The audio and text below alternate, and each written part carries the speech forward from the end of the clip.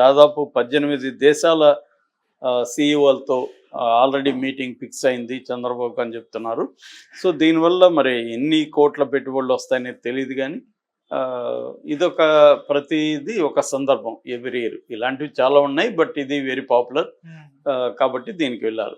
అయితే ఇక్కడ వార్త ఏంటంటే చంద్రబాబు దీనికి వెళ్తూ లోకేష్ని కూడా తీసుకెళ్తున్నాడు కాబట్టి ఇక్కడ పవన్ కళ్యాణ్ రాష్ట్రం నువ్వే చూసుకో, నువ్వు ఆపద్ధర్మ ముఖ్యమంత్రిలాగా అంటే టెంపరీ ముఖ్యమంత్రిలాగా బిహేవ్ చేయి అని చెప్పాడని పవన్ కళ్యాణ్కి సంబంధించిన ఒక టీవీ న్యూస్లో వస్తుంది. ఏపీని నువ్వు చూసుకో నేను వెళ్తున్నా అన్న టైటిల్ పెట్టి పవన్ ఏపీని నువ్వు చూసుకో అని. ఇది ఏంటంటే ఇది కామెడీగా ఉంది. ఇప్పుడు ఇక్కడ రేవంత్ రెడ్డి కూడా వెళ్తున్నాడు. రేవంత్ రెడ్డి ఎవరికి అప్పగించాడు ఇక్కడ? మామూలుగా అక్కడ ఇప్పుడు ఇవాళ ఏంటంటే డిస్టెన్స్ అనేది పెద్ద మ్యాటర్ కాదు ఎక్కడున్న ప్రపంచంలో. అందులో చంద్రబాబు ఇది ఎప్పుడు పాత జమానాలోనే చేసిన వ్యక్తి ఆయన. అప్పటికి ఇంకా ఎవరికి ఏం తెలియనప్పుడే ఆయన వీడియో కాన్ఫరెన్స్లు అవన్నీ చేశాడు. మొన్న కూడా ప్రముఖ ఎకనామిస్టు రుచిర్ శర్మ అనే ఒక ఆయన పుస్తకం చదువుతుంటే అందులో ఒక చాప్టర్ చంద్రబాబు మీద రాశాడు, ల్యాప్టాప్ ముఖ్యమంత్రి. ఆ చాప్టర్ పేరు. అప్పట్లోనే ఈయన ల్యాప్టాప్ పెట్టుకొని ఒక రోజంతా అతనితో ఎలా గడిపాడో అవన్నీ అతను రాసుకుంటూ వచ్చాడు. అంటే నేను చాలా ఇంప్రెస్ అయ్యాను, ఆయన చాలా ప్రోయాక్టివ్గా ఉన్నాడు అని 90sలో. సో ఆ టైపు ముఖ్యమంత్రి దావోస్లో ఉంటే ఇక్కడ ఆంధ్రప్రదేశ్లో ఏమేమి జరిగితే ఆయన తెలియదా, లేకపోతే అక్కడ నుంచి గైడ్ చేయలేడా? ఒక వ్యవస్థ అయితే ఉంటుంది కదా, ఇక్కడ సిఎస్ ఉంటారు, ప్రిన్సిపల్ సెక్రటరీస్ ఉంటారు, ఆయా మంత్రిత్వ శాఖలకు సంబంధించి. ఇటు లోకేష్ గైడ్ చేయగలడు, చంద్రబాబు గైడ్ చేయగలడు.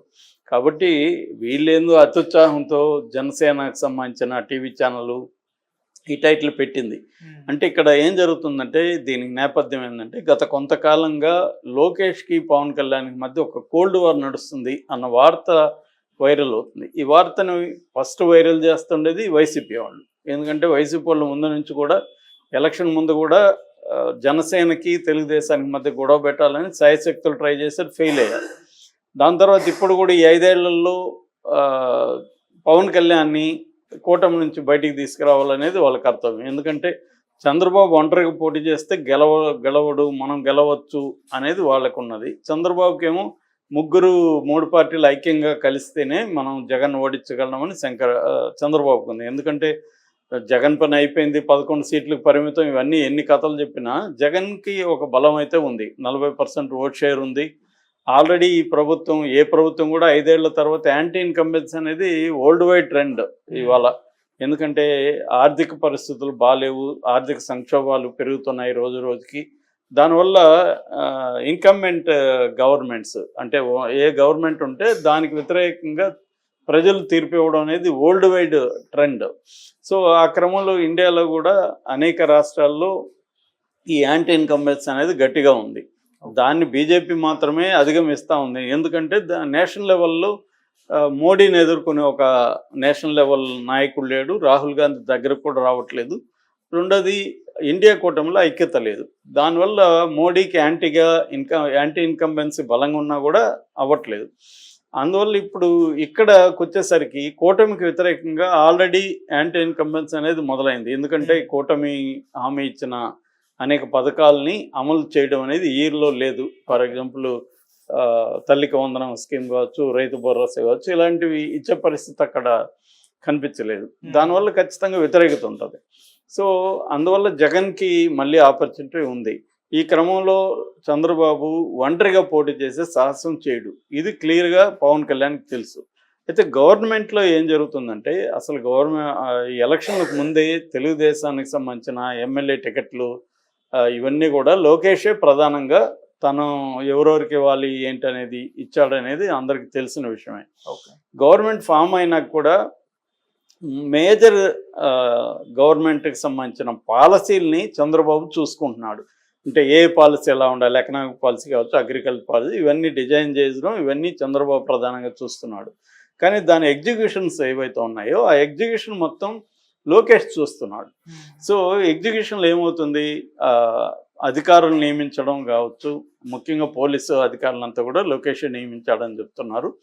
అలాగే వనరులు, ఏ వనరులు అంటే ఫర్ ఎగ్జాంపుల్ ఇసుక పాలసీ కావచ్చు, మద్యం కావచ్చు, ఇతర వనరులు ఎక్కడెక్కడ ఎవరెవరు ఎలా దాన్ని వాడుకోవాలి, వాళ్ళకి సపోర్ట్గా లోకేష్ నిలవడం, ఇలాగా అంటే ఇటు పొలిటికల్ తన తెలుగుదేశం పార్టీ మీద పట్టు, అట్లాగే గవర్నెన్స్ మీద పట్టు అనేది లోకేష్కి బలంగా ఉంది. అది పెరుగుతుంది. యాక్చువల్గా గతంలోనే ఆయన 2014-19 మధ్యలో ఉన్నప్పుడు కూడా అతన్ని సకల శాఖ మంత్రి లోకేష్ అని వాళ్ళు ఏ శాఖ ఫైల్ కదలాలన్నా 10 లక్షల పైన అమౌంట్ ఉంటే దాంట్లో లోకేష్ దగ్గరికి వచ్చి వెళ్ళాలి ఫైలు అని చాలామంది చెప్పేవాళ్ళు.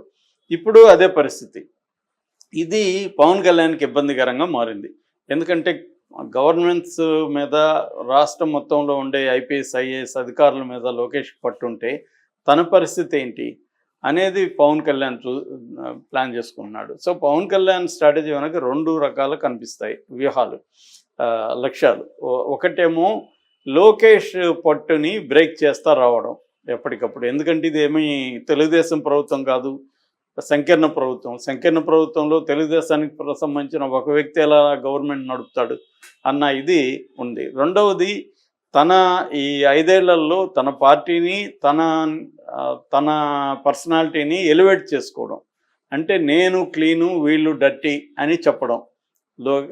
తెలుగుదేశం కూటమిలో తెలుగుదేశం పార్టీ గవర్నమెంటు అనేక డర్టీ కార్యక్రమాలు చేస్తుంది, నేను దాన్ని గట్టిగా ఎదుర్కొంటున్నాను, నేను గవర్నమెంట్లో ఉన్నా లేకపోయినా ప్రజల పక్షం ఉంటాను అనేది పవన్ కళ్యాణ్కు ఉన్న స్ట్రాటజీ.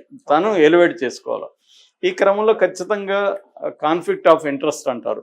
సో లోకేష్కి ఉన్న ఇప్పుడు ముందు నుంచి చూస్తే పోలీసు వ్యవస్థ, లడ్డు, తర్వాత కాకినాడ ఇది, తర్వాత మొన్న తిరుపతి తొక్కిసలాట, వీటన్నిటిలో కూడా లోకేష్ అపాయింట్ చేసిన వాళ్ళని పవన్ కళ్యాణ్ కంట్రోల్ చేయడం, వాళ్ళకి వ్యతిరేకంగా మాట్లాడడం. అంటే ఇండైరెక్ట్గా లోకేష్కి వ్యతిరేకం. ఇప్పుడు లోకేష్ అపాయింట్ చేసిన టీడీటీ చైర్మన్ బిఆర్ నాయుడిని అటాక్ చేసి ఆయన దగ్గర బలవంతంగా సారీ చెప్పిస్తే అది ఎవరికి ఇబ్బంది? లోకేష్కి ఇబ్బంది. అట్లా కాకినాడ పోర్టుకు సంబంధించిన బియ్యం కుంభకోణాన్నంతా బయటపెట్టి, బియ్యం కుంభకోణంలో ప్రధానంగా తెలుగుదేశం ఎమ్మెల్యేలు ఉంటారు, కొన్ని చోట్ల జనసేన ఎమ్మెల్యేలు కూడా ఉన్నారు. వాళ్ళకి మద్దతుగా నిలబడుతున్నది ఎవరు? లోకేష్. వాళ్ళని అటాక్ చేస్తే లోకేష్గా ఇబ్బంది. సో ఇలాగా ఏంటంటే ప్రతి చోట కూడా పవన్ కళ్యాణ్ ఏం చేస్తున్నాడు స్ట్రాటజిక్గా ఇంకొక 20-25 ఏళ్ళు చంద్రబాబు సీఎం ఉండాలంటే అర్థమేమి? లోకేష్ ఉండకూడదనే కదా. ఆయనకి ఎవరు సీఎం ఉంటే ఆయనకేంటి? ఇది తెలుగుదేశం కదా నిర్ణయించుకోవాలి. కానీ ఆయన వచ్చి తెలుగుదేశంలో ఎవరు సీఎం ఉండాలో కూడా ఆయన డిసైడ్ చేస్తుంటే లోకేష్ వద్దని ఇండైరెక్ట్గా చెప్తున్నట్టే కదా అనేది ఇప్పుడు నేషనల్ మీడియా కూడా